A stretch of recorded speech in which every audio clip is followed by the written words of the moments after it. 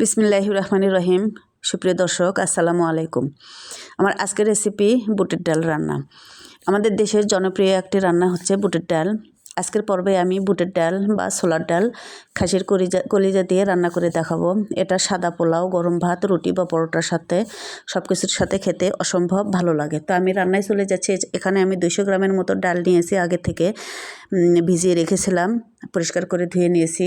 স্বাদ মতো কাঁচামরিচ দিলাম, ধনিয়া জিরের গুঁড়ো দিলাম 1 চা চামচ, আদা রসুনের পেস্ট দিচ্ছি আমি 1.5 চা চামচ, গরম মশলার গুঁড়ো দিচ্ছি 1 চামচ উঁচু করে, স্বাদ মতো লবণ, 1 চা চামচ হলুদের গুঁড়া, সামান্য একটু তেল আর পানি দিয়ে সিদ্ধ করে নেব। এখানে আমি গরম পানি দিচ্ছি। ঠান্ডা পানি দিলেও সিদ্ধ করা যায়, কিন্তু গরম পানি দিলে ডালটা একটু তাড়াতাড়ি সিদ্ধ হয়। এ পর্যায়ে আমি ঢাকনা দিয়ে রান্না করে নেব, ডালটা একেবারে সিদ্ধ হয়ে আসা পর্যন্ত। আমার ডালটা সিদ্ধ হয়ে এসেছে। মাঝখান থেকে আমি অনেকবার ঢাকনা খুলে নেড়ে চেড়ে দিয়েছি আর ভালো করে সিদ্ধ করে নিয়েছি। এই সময় আমার 25 থেকে 30 মিনিট সময় লেগেছে। তো আমার ডালটা পারফেক্টভাবে সিদ্ধ হয়েছে। ডালটা এমন হবে যেমন হাত দিলেই গলে যায়, কিন্তু সবগুলো ডাল আস্ত থাকবে। একেবারে গেলে বুটের ডাল খেতে একেবারে মজা লাগে না। তো এ পর্যায়ে আমি দিচ্ছি রান্না করে রাখা কলিজা। এখানে আছে খাসির কলিজা, আগে থেকে আমি ভুনিয়ে নিয়েছিলাম।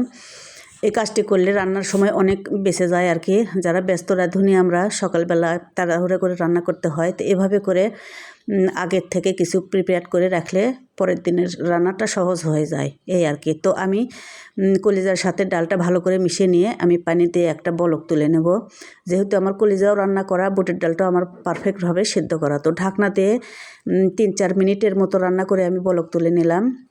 তো এভাবে আমি ডালের তরকারিটা একটু পাতলাই রাখবো, কারণ ঠান্ডা হলে অনেকটা জমে যায়। ডালের তরকারির বৈশিষ্ট্য এটা যে রকম রাখবেন, ঠান্ডা হওয়ার পরে অনেকটাই টেনে আসবে। তো আমি আঁচটা লোতে রেখে পাশের চুলায় একটা বাগার তৈরি করে নিচ্ছি। পরিমাণ মতো তেল দিয়ে 1 বাটির মতো আমি পেঁয়াজ দিচ্ছি, আর পেঁয়াজটা একটু গোল্ডেন হয়ে আসা পর্যন্ত আমি 1 চামচের মতো সাদা জিরে দিলাম। এবার পেঁয়াজটা ভালো করে একটু কড়া করে ভেজে নেব, গোল্ডেন কড়া করে ভেজে নেব। আর রান্না করা চুলার উপরে থাকা তরকারিতে বাগারটা দিয়ে সাথে সাথে ঢেকে রাখবো। এভাবে আমি ঢেকে রাখবো 5 মিনিট। এতে করে বাগারের ঘ্রাণটা তরকারিতে বসে যাবে। আর 5 মিনিট পরে খুলে বাগারটা তরকারির সাথে এভাবে নেড়েচেড়ে মিশিয়ে নেব। তো এভাবেই হয়ে গেল আমার সহজে রান্নাটা খেতে অনেক মজার হয়েছিল।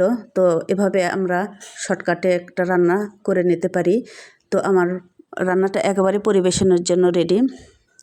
ভিউয়ার্স, আশা করছি আজকে ভিডিওটি ভালো লাগবে সবার। যদি ভালো লাগে একটা লাইক দিতে ভুলবেন না, ফ্রেন্ডস আর ফ্যামিলির সাথে শেয়ার করবেন, আর আমার পেজটি ফলো দিয়ে রাখবেন।